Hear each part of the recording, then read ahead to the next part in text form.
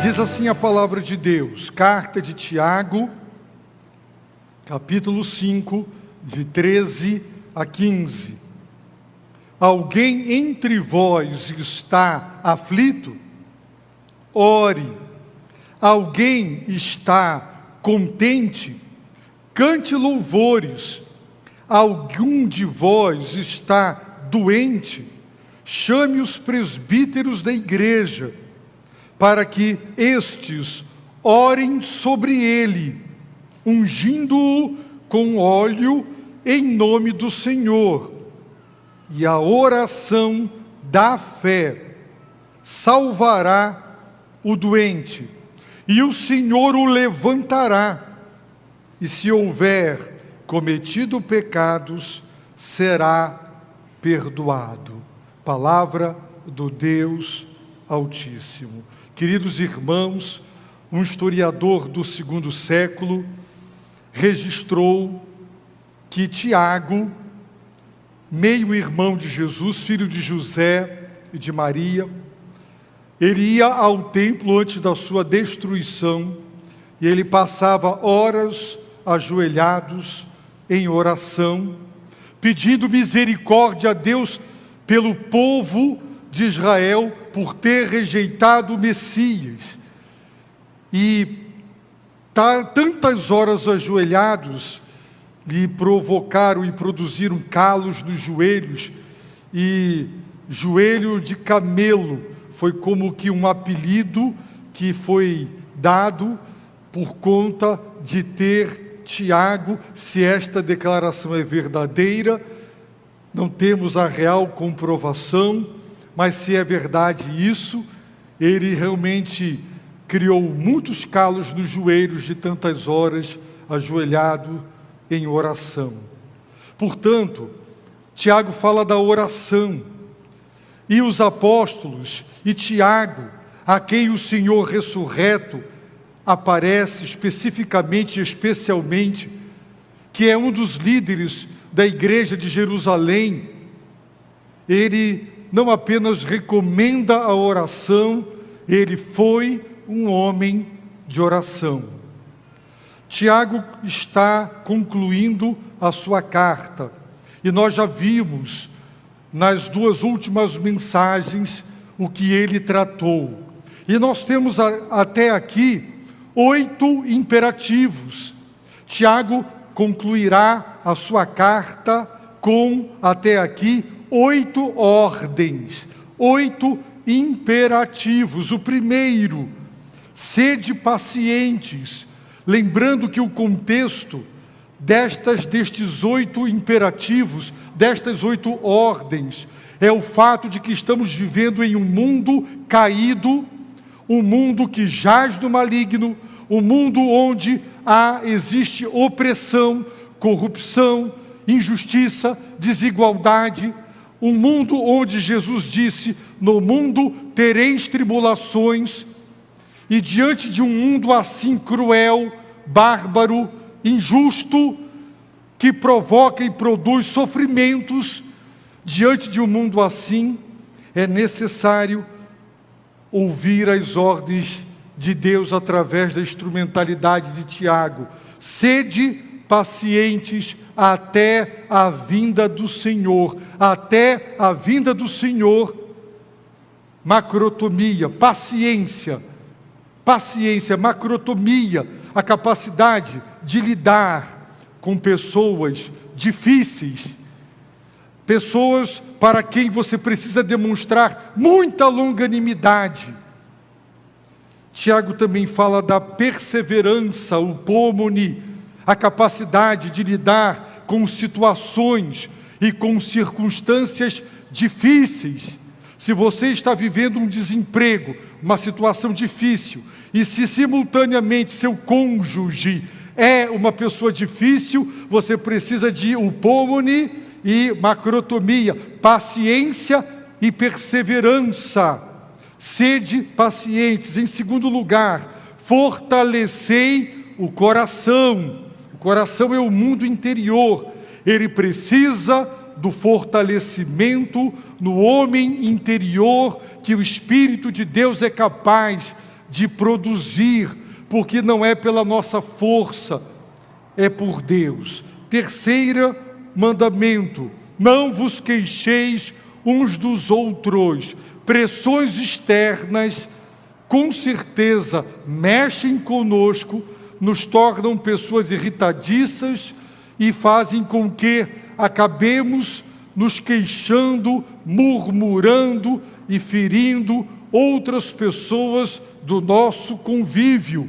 Quarto mandamento: tomai os profetas como exemplo de paciência e de perseverança diante do sofrimento.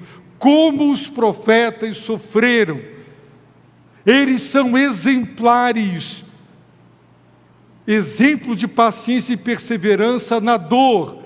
Mas não adianta eles serem exemplos se você não tomar para si. Quinto mandamento: não jureis. Não jureis. Se você quiser ouvir estas mensagens, está lá no canal da igreja, no site da igreja. Agora veremos o sexto, o sétimo e o oitavo mandamentos. Tiago pergunta: alguém entre vós está aflito? Aqui é um verbo traduzido por aflito. Tiago já usou este verbo no versículo 10, ao dizer que os profetas são exemplo de paciência e de perseverança diante do sofrimento. Está alguém entre vós sofrendo? Aflito? O termo é amplo, é abrangente, inclui tudo que pode nos fazer sofrer. Você pode estar sofrendo, você pode estar aflito por causa de um cônjuge que tem sido uma luta na sua vida, um filho que tem sido desgosto e tem dado trabalho, um pai, a mãe, pode ser desemprego, pode ser doença, podem ser problemas no trabalho. Você está aflito, você está sofrendo. Por qual razão, por qual motivo? É o sofrimento de modo geral. E o tempo do verbo está no tempo presente, indicando que é uma aflição, é um sofrimento contínuo. É algo que está fazendo você sofrer continuamente. Tiago pergunta: alguém entre vós está sofrendo, aflito? Então, sexto mandamento: ore. O verbo orar está no tempo presente. Eu tenho dito isso o tempo todo. Tempo presente, na língua grega, corresponde ao gerúndio do português. Ele está dizendo: ore e não pare de orar.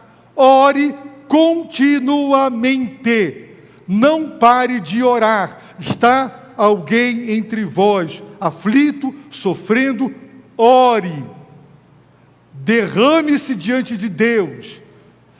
Tranque a porta do seu quarto. Prostre-se diante de Deus. Chore diante de Deus. Clame a Deus. Não pare. Orai sem cessar. Por quê?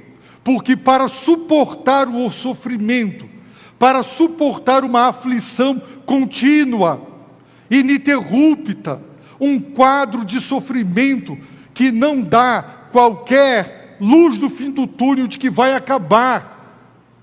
Você está sofrendo, esteve sofrendo e pelo visto continuará. Você precisa de força do céu. Você precisa do revestimento de poder do Altíssimo. Você precisa ser fortalecido no Senhor e na força do seu poder. E é pela oração que Deus nos visita. A seiva vem da videira para os ramos pela oração. Pela oração. Paulo declarou: posso, aguento, suporto, dou conta de todas as coisas naquele que me fortalece. Quem é que o fortalecia? Jesus. Nele Ele me fortalece, mas Ele te fortalece quando você se dobra, quando você se curva, quando você se prostra. Então a solução para o sofrimento não é reclamar, não é praguejar, não é se revoltar, não é querer por si mesmo resolver a situação. Ore, não pare de orar. Meus amados irmãos, quando nós entenderemos isso? Quando? Ore ininterruptamente, se você estiver sofrendo. Alguém entre vós está contente, alegre, feliz, radiante, tudo vai bem, de vento em popa, vivendo a época das vacas gordas? Qual é o 7º mandamento? Cante louvores, adore. O tempo do verbo está também no presente, indicando: cante continuamente sem parar. Louve, exalte, engrandeça ininterruptamente a Deus sem parar. E está no modo imperativo, é ordem, é mandamento. Louve. Deuteronômio 8. Deus está advertindo seu povo: vocês entrarão na bênção, na terra que mana leite e mel, prometida por mim. Vocês serão ricamente abençoados. E Deus diz: não te esqueças que é a minha bênção.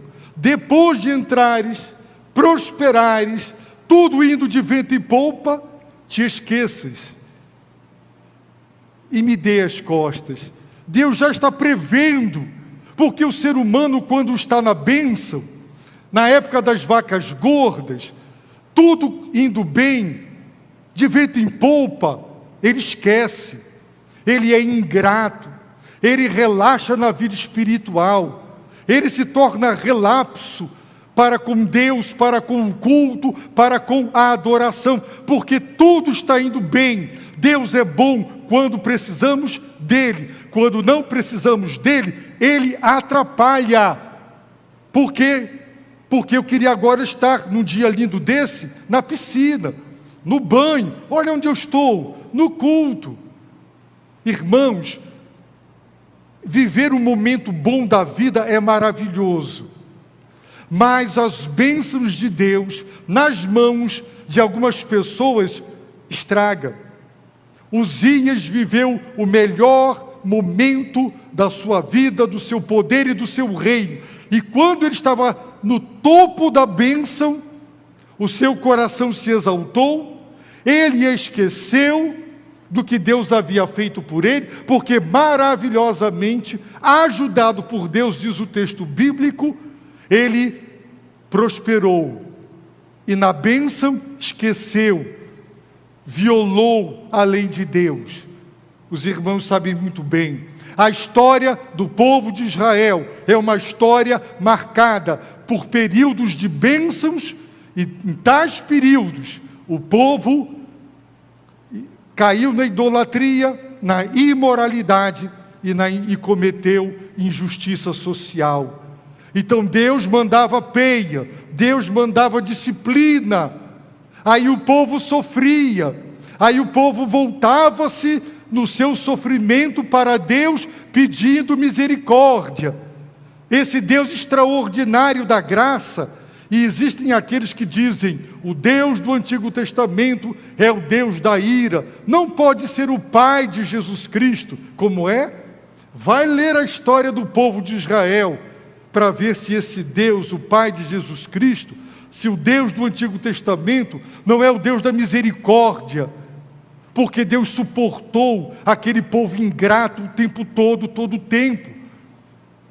Está alguém entre vós alegre, vibrando, festejando, tudo indo bem, de vento em popa, saúde 10, emprego 10, economia 10, tudo indo bem? Não vamos ao culto hoje, não. Culto doméstico, tem uma série maravilhosa, nós vamos assistir. Aí o Tiago vem e diz: cante louvores, adore, louve, não seja ingrato, seja fiel, engrandeça a Deus, não abra mão do culto diário, pessoal, através do qual você louvará a Deus. Não esqueça do culto, o dia do Senhor, santificado, consagrado por Deus para a adoração do seu nome. Adore, louve. Os irmãos estão ouvindo? Alguém aqui está sofrendo? Ore e não pare de orar. Alguém aqui está alegre, feliz, está tudo bem? Cante louvores sem parar, adore. Terceira orientação, que será o sétimo, ou é o oitavo, eu já me perdi.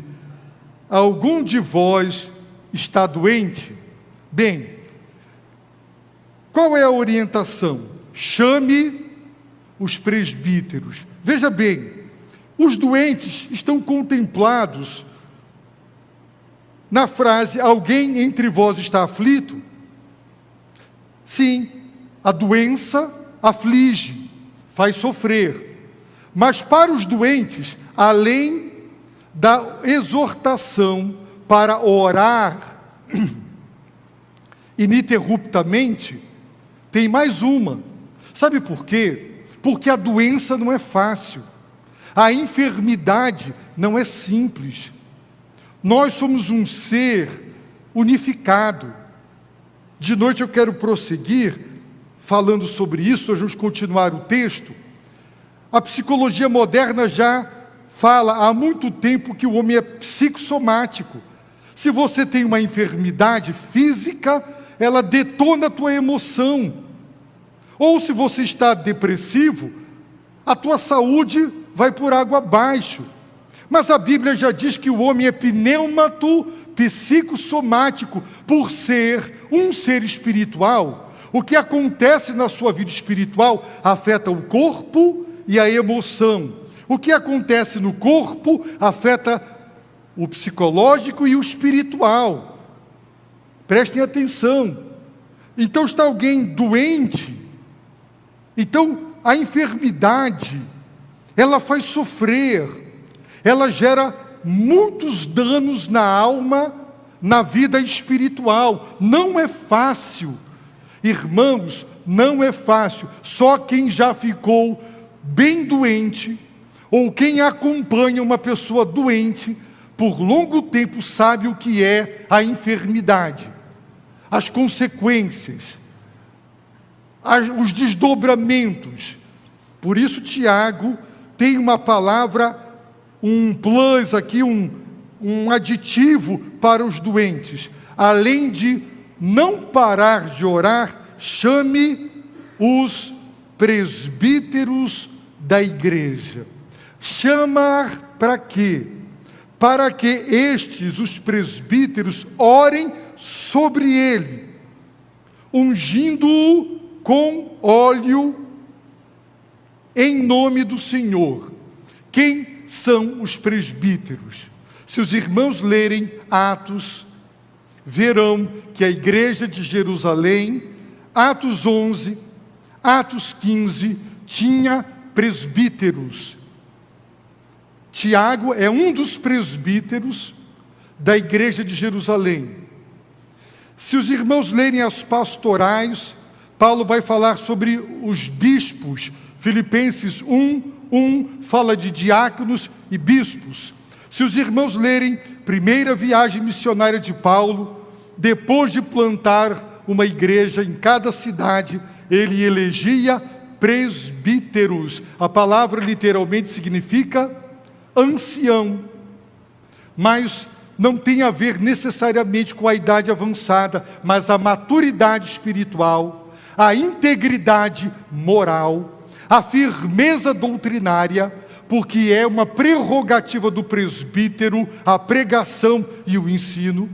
Os irmãos verão que bispo e presbítero são duas maneiras diferentes de se referir aos pastores das igrejas locais. As igrejas locais, de acordo com Atos, eram lideradas por uma pluralidade de presbíteros ou bispos, cuja missão era pastorear o rebanho de Deus. Paulo está falando com os presbíteros da igreja de Éfeso, a quem mandou chamar de Mileto. Ele manda chamar de Éfeso os presbíteros, e o apóstolo lhes diz: tende cuidado de vós mesmos e do rebanho, sobre o qual o Espírito Santo vos constituiu bispos. Os presbíteros foram constituídos bispos pelo Espírito Santo sobre o rebanho. Com que propósito? Para pastoreardes a igreja de Deus. Portanto, quem são os presbíteros ou os bispos? São os pastores, que pastoreiam, cuidam do rebanho, pregam a palavra, doutrinam a igreja. Então, o que é que Tiago está dizendo? Alguém de vós está doente? O dever de quem está doente é: chame os presbíteros. Ele está na cama, ele não pode mais ir ao culto, ele não vem mais para a comunhão, não tem forças, está doente, não se levanta. Então, é uma iniciativa dos doentes. Os doentes devem chamar os pastores da igreja. Para quê? Para que estes orem sobre ele. A ideia de que ele está na cama e os pastores orarão sobre ele. Agora, Tiago diz: ungindo-o com óleo. Nós encontraremos em Marcos, capítulo 6, Marcos 6, versículo 13, a única menção no Novo Testamento a essa prática de ungir com óleo. Marcos 6, 13. Expulsavam os apóstolos muitos demônios, ungiam muitos doentes com óleo e os curavam. Bem, consideremos alguns pontos. Primeiro, Paulo escreveu para aos romanos, aos coríntios, às igrejas da Galácia, Efésios, Filipenses, Tessalonicenses. Ele escreveu 2 cartas pastorais para o pastor Timóteo, para o pastor Tito. João escreveu 3 cartas, Pedro 2, cartas gerais para várias igrejas, e nós não encontramos nenhuma exortação para que pratiquemos a oração com unção com óleo. Só encontramos aqui. Segundo, no livro de Atos tem inúmeros exemplos dos apóstolos curando pessoas em nome de Jesus sem ungir com óleo. Então, provavelmente, Tiago está introduzindo aqui esta orientação, que não era uma prática comum nem no Novo Testamento. Isso significa que não há nada de errado se você estiver em casa doente e pedir aos pastores para irem orar, e os pastores irem e ungir você com óleo. O óleo, o azeite, o óleo de oliva é símbolo do poder curador do Espírito Santo. É símbolo, não há qualquer poder de cura no óleo. Não há o poder, por isso diz: o Senhor o levantará. A oração da fé é que vai gerar a bênção da cura. O óleo, símbolo do poder, do nome de Jesus, do Espírito de Deus. É símbolo que pode ser usado ou não. Como disse, o Novo Testamento faz silêncio. O livro de Atos não nos mostra os apóstolos que curaram muita gente, e lá está registrado que era uma prática comum entre eles. Então, também não há qualquer erro se quisermos praticar isso aqui? Nenhum. Mas quem deve fazer isso? Os pastores da igreja. Os doentes, além de orar, devem chamar os pastores para orarem por ele. É uma iniciativa do doente, ungindo-o com óleo em nome do Senhor. A expressão em nome do Senhor significa como seu representante, revestido com a sua autoridade. Representante é como se o próprio Senhor Jesus Cristo estivesse ali, na qualidade de representantes do Senhor, e revestidos com sua autoridade, os presbíteros, os pastores, devem orar sobre os enfermos, em seus leitos, em suas casas, e ungi-los com óleo. É a orientação de Tiago. E sabe qual será o resultado? A oração da fé salvará o doente. A oração da fé. O verbo salvar aqui, no Novo Testamento, na maior parte das vezes, é usado para se referir à salvação eterna, à libertação do pecado e à salvação eterna. Mas tem textos nos evangelhos, eu anotei aqui Marcos 5,34, 6,56, 10,52, onde Jesus diz: a tua fé te salvou. E aqui é também traduzida, o que no contexto indica que está se referindo à cura física. Então, a oração da fé curará, salvará o doente. Alguns intérpretes, porque a palavra doente tem a ver com fraco, literalmente, querem interpretar como fraqueza espiritual, em virtude da doença, ou a perda da certeza da salvação, da fé, e essa salvação seria uma obra espiritual. Mas a maior parte dos exegetas e intérpretes entende que está se referindo literalmente à cura física. Então Tiago está garantindo o quê? Que a oração da fé, ela curará o doente.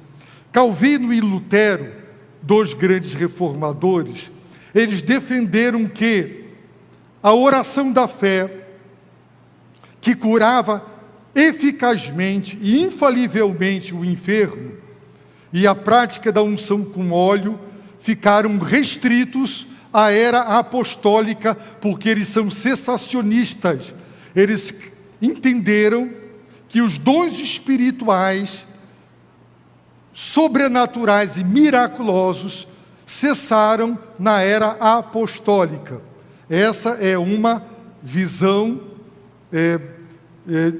conservadora, não é a única.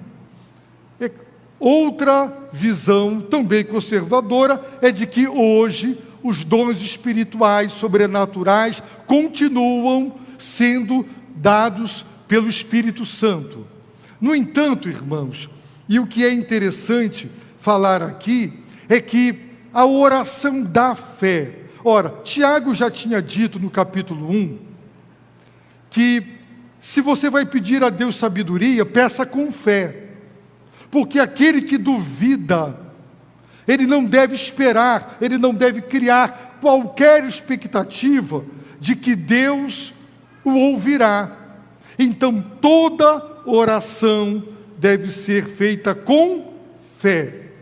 Mas o que Tiago está dizendo aqui, a maior parte também dos intérpretes entende que esta fé, a oração da fé, que procede da fé, que é oriunda da fé, não é a fé para a salvação, também não é a fé que eu e você devemos orar, é a fé de 1 Coríntios 12, 8, 9, quando o apóstolo Paulo diz que é um dom do Espírito Santo, o dom da fé.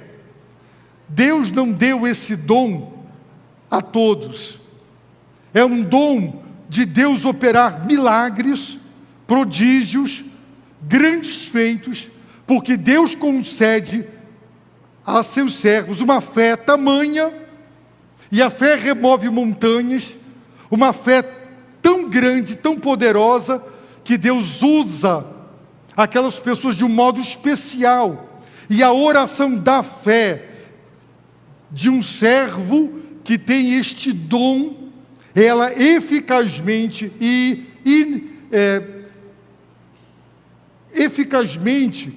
ela curará o doente.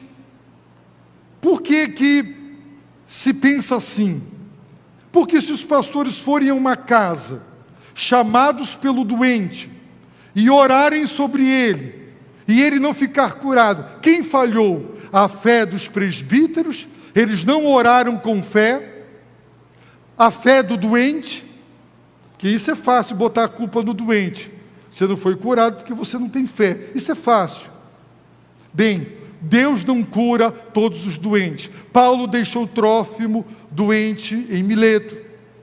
Paulo recebeu a visita de Epafrodito, enviado pelos filipenses para lhe levar a oferta. Ele quase morreu. E Paulo, que tinha o dom de curas, não foi usado por Deus para a cura de Epafrodito, nem de Trófimo. Ele diz para Timóteo tomar ali algum remédio por causa das suas frequentes enfermidades. Então Deus não cura todos toda hora. Eu tenho um amigo pastor a quem Deus deu o dom de cura, e ele diz: não sou eu, Deus me mostra quem Ele quer curar. Eu já orei por muita gente, e quando Deus me dá a fé, a certeza, eu oro e a pessoa é curada, porque a decisão da cura é divina, não é de quem tem o dom. A oração da fé, Atos 14 diz que Paulo viu uma pessoa paralítica de nascença, e Paulo viu que ele tinha fé para ser curado. Como ele viu? Você enxerga a fé? Eu estou olhando, eu estou vendo vocês, eu não estou vendo se vocês têm fé ou não. Foi uma revelação. Deus mostrou a Paulo, Deus deu olhos espirituais a Paulo, para que ele visse que aquele homem tinha fé para ser curado, e Deus o curou. Pedro, já usado, que ele diz: Enéas, Jesus Cristo te cura, levanta-te e anda. Aí chega o pessoal de Jope dizendo: olha, Tabita morreu, e Pedro vai para lá. Pedro não disse: Tabita, levanta-te e anda. Ele vai orar primeiro, ele ajoelha para orar. Só depois que ele ora a Deus, e Deus lhe dá certeza de que quer ressuscitar Tabita, é que ele vai para Tabita, e Deus o usa para a ressurreição dela.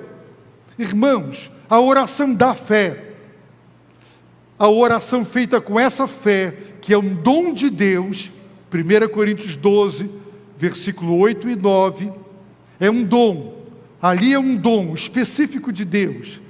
Ela salvará, ela vai curar o doente, e o Senhor o levantará. Quem é que levanta? A palavra indica que uma pessoa estava prostrada, deitada, sem força para levantar, em virtude da doença, e agora ela se levantou, porque ela foi curada. O Senhor a levantará. O Senhor a levantará. É o Senhor quem vai curar. A oração da fé não é o óleo que tem poder, é a oração da fé. É o Senhor. O símbolo é importante, mas é a oração da fé que salvará, curará o doente. De noite nós prosseguiremos, se Deus quiser, fazendo a relação agora muito importante: se houver cometido pecados, será perdoado. Veremos de noite, na sequência, que há enfermidades que são castigos de Deus por causa de pecados. E meus amados irmãos, quando uma pessoa está doente, porque é a mão de Deus pesando sobre ela, é uma disciplina de Deus, é um juízo de Deus por causa dos seus pecados. Não tem medicina, não tem tratamento, não tem remédio que cure. Se a pessoa não confessar os seus pecados, porque a causa daquela enfermidade é o castigo de Deus, ela não melhora de jeito nenhum, porque é um castigo de Deus. O que Satanás põe, Deus tira. O que o inferno põe, Deus tira. O que a humanidade faz, Deus reverte. Mas o que Deus faz, ninguém reverte, ninguém desfaz, se for um castigo de Deus. Como talvez você não venha à noite, eu adianto que todas as vezes que você ficar doente ou alguém ficar doente, necessariamente uma enfermidade não é um castigo de Deus, ok? Necessariamente não. Mas Deus nos castiga também com doença, sim. A ira de Deus se manifesta sobre nós também com doença, sim. Sabendo disso, se formos crentes sinceros, no mínimo, deveríamos fazer um autoexame sério, sincero, profundo, como o salmista disse: Deus, sonda-me, vê se há em mim, Deus, algum caminho mau. Será, meu Deus, que eu estou em pecado? A Bíblia diz que não tem nada mais enganoso do que o coração do homem. Hebreus capítulo 3 diz que o pecado engana e endurece o coração. Você pode estar acreditando nas mentiras do teu coração enganoso, que está dizendo: você não fez nada de errado, isso não pode ser a mão de Deus. E acreditando nas mentiras do teu coração enganoso e mentiroso, ele pode endurecer. Mas se aquela enfermidade foi Deus quem colocou para chamar você de volta para Ele, para acertar a tua vida com Ele, então, não é Deus. O que está me acontecendo é o Senhor. Deixa eu vasculhar aqui a minha vida. Meus amados, eu me lembro de uma situação de um irmão que sempre foi atrevido, mal educado e muito desrespeitoso. E diante de todo mundo ele botou o dedo assim na cara do pastor, só não bateu no pastor porque seguraram ele. Irmãos, esse homem adoeceu, ficou gravemente enfermo, foi fazer uma cirurgia delicadíssima na cabeça e os médicos erraram. Ao invés de ver assim, acho que viram ao contrário as imagens e abriram no lugar errado e depois fecharam e descobriram, irmãos, que houve um problema de erro médico grave naquela cirurgia. Quando aquele homem despertou da anestesia, ele descobriu tudo aquilo, ele entrou em pânico, porque de novo ia ter que ser submetido àquilo. E ele foi orar, e Deus lembrou dele, assim, apontando o dedo na cara do pastor e querendo bater no pastor. Não foi ninguém, ele, foi Deus que mostrou para ele. E ele mandou chamar o pastor, e ele pediu perdão pelo que ele tinha feito. Ele entendeu, de sua própria boca, que tudo aquilo era a mão de Deus contra ele, por causa daquele pecado.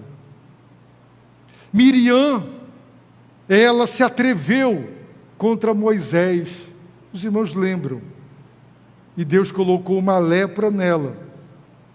Uzias se atreveu a atropelar tudo e todos, e entrou no templo com incensário, e Deus colocou uma lepra nele. Elimas o mágico, Ananias e Safira. Paulo vai dizer em 1 Coríntios, tem muita gente entre vós doente, e tem gente que já morreu, porque está profanando a ceia do Senhor. Meus amados irmãos, a cura depende também do arrependimento e da confissão. Se aquela enfermidade for um castigo de Deus. Necessariamente, nem toda enfermidade é um castigo divino. Por isso, nós deveríamos ter essa consciência. Agora, os irmãos imaginem, eu vou falar isso de noite, o nosso tempo chegou ao fim. Tenhamos temor a Deus. No mundo como o nosso, quais são os nossos deveres? Sede paciente. Fortalecei o coração. Não vos queixeis. Tomem os profetas como exemplo de paciência e perseverança no sofrimento. Não jureis. Está alguém doente? Ore. Está alguém entre vós feliz e alegre? Cante louvores. Alguém está doente? Chame os presbíteros. 8 mandamentos de Deus para nós obedecermos, porque estamos vivendo num mundo terrível como o nosso, e os irmãos bem sabem. Eu peço a Deus que nos dê um coração temente, que dê crédito à palavra. Abaixe a sua cabeça, ore e peça misericórdia ao Deus Altíssimo.